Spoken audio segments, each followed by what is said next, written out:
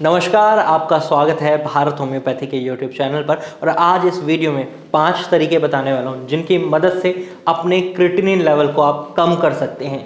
आपको इन तरीकों को फॉलो करना है, क्रिएटिनिन लेवल घर बैठे बैठे खुद कम होने लगेगा। कौन से हैं तरीके, चलिए जानते हैं। सबसे पहला तरीका है बेकिंग सोडा। बेकिंग सोडा से कैसे क्रिएटिनिन को कम किया जा सकता है? बेकिंग सोडा से क्रिएटिनिन को कम किया जा सकता है अगर आप इसे सही मात्रा में और सही तरीके से ले रहे हैं। लेकिन बेकिंग सोडा कैसे आपके लिए बेनिफिशियल हो सकता है, ये भी जानना बहुत जरूरी है। तो बेकिंग सोडा आपके लिए बेनिफिशियल होता है क्योंकि आपकी किडनी क्रिएटिनिन को ही शरीर से बाहर नहीं निकाल रही, आपकी किडनी कई और भी काम कर रही है। उनमें से एक काम है आपके ब्लड के पीएच लेवल को मेंटेन रखना। जब आपका ब्लड का पीएच लेवल मेंटेन नहीं रह पाता, उसमें एसिड की मात्रा बढ़ जाती है, तो रिजल्ट क्या होता है? आप मेटाबॉलिक एसिडोसिस की सिचुएशन में आ जाते हैं। इसको एक सिंपल लैंग्वेज में समझें, जब आप खट्टी चीजें खाते हैं या ऐसी चीजें खाते हैं जिनमें एसिड की मात्रा होती है, तो आपकी किडनी क्या काम करती है? उस एसिड को यूरिन के थ्रू बॉडी से बाहर निकाल देती है। इसी वजह से आपके यूरिन का जो नेचर है वो थोड़ा एसिडिक होता है, उसमें एसिड की मात्रा मिलती है।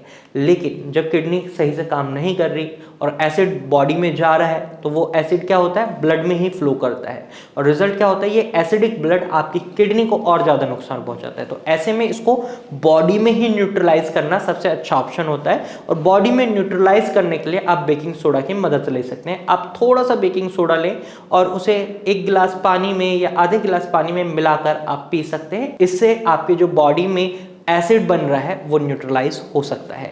इसके साथ साथ कई डॉक्टर्स आपको बेकिंग सोडा की मेडिसिन भी देते हैं, जिसे मेडिकल टर्म में हम सोडियम बाइकार्बोनेट बोलते हैं, सबोसिस, नोडोसिस, इस तरीके की कई मेडिसिन डॉक्टर्स आपको प्रोवाइड करते हैं। अगर वो डॉक्टर्स ने मेडिसिन प्रोवाइड कर रखी हैं तो बेकिंग सोडा की भी जरूरत नहीं है। नंबर 2 वे है आपको अपनी डाइट का खास ख्याल रखना है। उसमें प्रोटीन की मात्रा कम रखनी है, एक्सेस मात्रा में प्रोटीन नहीं खाना। यह एक्सेस वर्ड इसलिए लगाया है क्योंकि बॉडी की रिक्वायरमेंट है प्रोटीन। अगर आप उसको बिल्कुल कट डाउन कर देंगे तो बहुत ज्यादा वीकनेस है देगी, लेकिन अगर आप उसे एक्सेस रखेंगे तो ब्लड में क्रिएटिनिन की मात्रा बढ़ेगी और किडनी सही से काम नहीं कर रही, क्रिएटिनिन बढ़ता जाएगा, टेंशन भी बढ़ती जाएगी, तो रिजल्ट क्या होगा? नुकसान पहुंचेगा। तो गलती नहीं करनी है।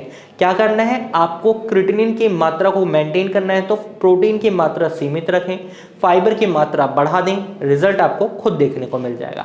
इसके बाद थर्ड वे है जिसकी मदद से आप अपने क्रिएटिनिन लेवल को कम कर सकते हैं, वो है आपको अपने हीमोग्लोबिन लेवल को चेक करना है। हीमोग्लोबिन लेवल चेक इसलिए करना है क्योंकि अगर हीमोग्लोबिन लेवल कम है तो बॉडी में ऑक्सीजन की कमी हो सकती है, खून की कमी हो सकती है, न्यूट्रिएंट्स की कमी हो सकती है। और जब आपका ब्लड सही से फ्लो नहीं कर रहा होगा, कम होगा, तो क्या आपकी किडनी को न्यूट्रिएंट्स मिलेंगे?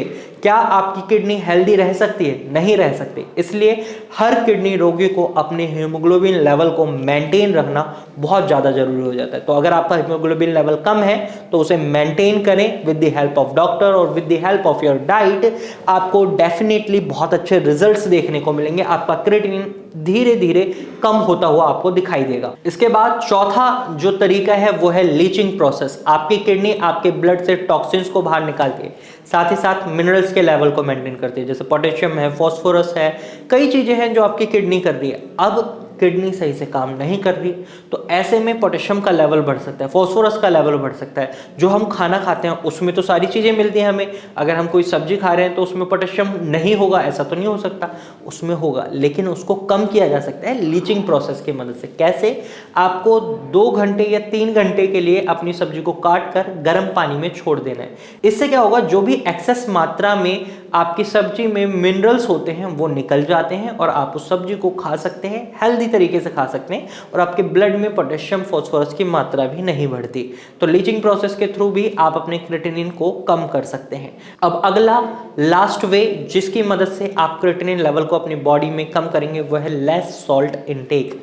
आपको अपने ब्लड प्रेशर को मेंटेन करना है और ऐसे में अगर आप नमक का सेवन करे जा रहे हैं तो आपका ब्लड प्रेशर धीरे धीरे बढ़ता जाएगा। और जब ब्लड प्रेशर बढ़ेगा तो रिजल्ट क्या होगा? किडनी के नेफ्रॉन्स डैमेज होंगे, और किडनी के नेफ्रॉन्स डैमेज होंगे तो क्या किडनी अपने फंक्शंस इंप्रूव कर पाएगी? बिल्कुल भी नहीं। कहीं से भी ट्रीटमेंट ले लो, बिल्कुल ठीक नहीं हो सकता। लेकिन अगर आप नमक की मात्रा कम कर देते हैं तो ब्लड प्रेशर ऑटोमेटिकली कम होने लगेगा, दवाइयों की मदद से किडनी के फंक्शंस इंप्रूव होने लगेंगे। अब आपको यह समझना है कि आप किस तरीके से अपनी किडनी के फंक्शंस को इंप्रूव करना चाहते हैं। तो किडनी के फंक्शंस को इंप्रूव करने के लिए आपको नमक की मात्रा कम रखनी है। नमक की मात्रा कम रखनी है, साथ ही साथ नॉर्मल नमक का इस्तेमाल नहीं करना, सेंधा नमक का इस्तेमाल करना है। इससे क्या होगा, क्रिएटिनिन का फॉर्मेशन कम होगा, या क्रिएटिनिन का जो फॉर्मेशन होगा उसे धीरे धीरे किडनी बाहर निकाल रही होगी, किडनी को और नुकसान नहीं पहुंचेगा। इन 5 तरीकों से आप अपने क्रिएटिनिन लेवल को घर बैठे कम कर सकते हैं और एक राइट ट्रीटमेंट के साथ आप अपनी किडनी के फंक्शंस को इंप्रूव कर सकते हैं। अगर आप भारत होम्योपैथी से ट्रीटमेंट लेना चाहते हैं तो आप स्क्रीन पर दिए गए नंबर पर कॉल कर सकते हैं और भारत होम्योपैथी की डॉक्टर टीम से एडवाइस ले सकते हैं। भारत होम्योपैथी ने कई किडनी रोगियों के क्रिएटिनिन लेवल को कम किया है और उन्हें ठीक किया है।